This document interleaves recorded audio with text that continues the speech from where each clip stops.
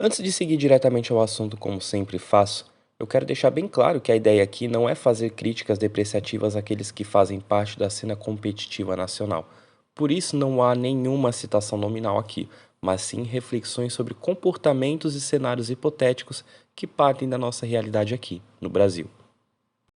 A primeira vez que participei de um semanal de uma OTS para valer foi somente em 2010, algo que estabeleceu um marco para mim, já que o nível dos jogadores era muito mais elevado do que os de qualquer outro adversário que havia enfrentado pessoalmente. Era muito louco ver jogadores usando pessoalmente cartas que, naquela época, custavam uma fortuna e até então eram somente vistas por mim em algum Tag Force da vida ou Yu-Gi-Oh! Pro. E claro, eu com minhas cartas não fiz muita coisa naquele momento, mas ao mesmo tempo foi um tanto quanto motivador de certa forma. Assim, não para obter as cartas em si, mas sim justamente de me virar com o lixão, entre aspas, que eu tinha disponível. Daí eu fui procurando as staples mais em conta que eu consegui obter naquela época, porque já como dizia o velho ditado, quem não tem cão, caça com gato. Eu começo com esse pequeno relato na ideia de desmistificar o discurso de que o âmbito competitivo por si só afasta os jogadores. Isso não é verdade. O preço das cartas, sim, é a principal razão disso. Eu acho importante ressaltar esse argumento porque a minha premissa é justamente desconstruir essa dicotomia, essa rixa que existe entre o jogador competitivo, o meta player, e o jogador casual, o for fun player. Se você quer se tornar um jogador profissional, vai precisar pesar na balança o quão disposto está a cumprir com os seguintes pontos, e não limitados apenas a eles, claro. O primeiro ponto: fonte de renda estável e de valor razoável para investir em um deck e também em outras singles para ter um capital de giro, ou seja, além de dinheiro, moeda de troca para obter futuras cartas relevantes que podem ser aquisições importantes para o seu deck. Segundo ponto, abrir mão dos fins de semana e, em alguns casos, ter disponibilidade para viajar. Supondo que você já tenha conquistado seu deck meta, não vale a pena se prender apenas aos maiores torneios como um nacional ou ICS.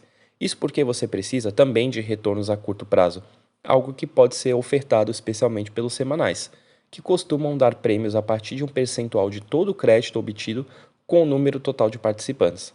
Além disso, os semanais fornecem uma boa bagagem e métrica das coisas que podem aparecer nos torneios mais relevantes, além de proporcionar a experiência de como enfrentar determinados arquétipos ou lidar com interações específicas, por exemplo. O terceiro ponto, que depende bastante do item 1, você vai ter que abdicar do pensamento colecionista. Isto é, esqueça a ideia de ficar colecionando diversas cartas, sets, decks e afins. Carta parada é dinheiro parado, que é necessário para bancar suas viagens, para ter aquisição de novas staples para o metacal vigente e por aí vai. Existem casos de players que frequentemente vendem produtos adquiridos em torneios justamente porque têm de lidar com esses percalços. Ou seja, chega a ser quase poético, se não fosse a falta de grana falando mais alto, o fato de que muitos desses jogadores trilham por essa jornada em busca da glória pela vitória e também com o intuito de fazer novos amigos. Por isso é tão comum jogadores vendendo boosters de OTS, playmats de Sneak Peek, entre outros produtos. Se você for uma pessoa com bastante apego material, isso pode ser bem complicado. Até aqui, ser um jogador profissional parece ser apenas mais uma questão de disciplina e foco, o que é verdade. Mas existem coisas muito mais além que acredito se configurarem como árduos obstáculos para qualquer um que decide embarcar nessa aventura. Como alguém que já adentrou nesse universo, ainda que há muito tempo, creio ter certa voz para me expressar em relação a isso. A primeira contraparte são os prêmios fracos. Não me entendam mal, eu gosto dos playmats, acho bacana ganhar um videogame de última geração, mas será que só isso paga todo o seu investimento em um deck?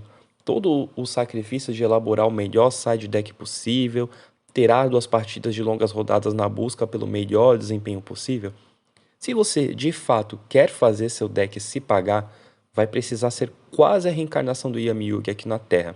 Ser privilegiado de residir em alguma cidade com uma local, preferencialmente OTS, e frequentar de forma assídua cada semanal subindo no pódio todas as vezes. E o preço a ser investido nos decks tem aumentado cada vez mais, assim como o preço das cartas de Yu-Gi-Oh! Em geral, já que tivemos até estruturais como o do Caído de Arbaz, alcançando a casa dos R$ 130 em algumas lojas. A coisa tem ficado tão feia que até importar cartas OCG, antigamente considerado algo quase de luxo, tem sido a saída mais barata para aqueles que querem montar decks consistentes, mas sem vender o próprio rim para poder jogar e se divertir. No caso dos juízes, a maioria são verdadeiros anjos na Terra. Tem cara que literalmente viaja de avião, vindo de outro estado, só para poder coordenar o andamento de um torneio e no fim ganhar um playmatch, field center e qualquer outro produto que na verdade não tem um valor intrínseco a ele. É a exclusividade e a subjetividade do próprio juiz que atribui o quanto esses produtos valem, já que a Konami não paga os juízes com dinheiro. Eu não quero cair nesse discurso relativista na hora de responder às provocações suscitadas no título do artigo, mas o fato é que essa resposta ela é parcialmente subjetiva, uma vez que cada jogador, do casual ao competitivo, parece querer extrair diferentes coisas do jogo. Todavia, eu penso que o jogo, competitivamente falando, ele é possível, ele é viável, especialmente aqueles que dispõem de uma boa quantia e estabilidade financeira, exigindo mais disciplina e mão fechada, digamos assim, daqueles que já não são tão privilegiados assim. Eu confesso, é incrível e extremamente chamativa a possibilidade de você viajar e conhecer até mesmo outros países, no caso de competições continentais e mundiais, vendo jogadores famosos que só se via através de vídeos ou de lives.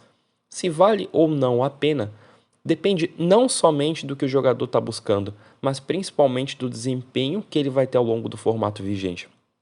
Porque independente do que ele esteja buscando no cenário, nada disso vai ser tangível apenas se ele não se engajar com o máximo de torneios possíveis, mas também se ele não tiver um desempenho tão consistente.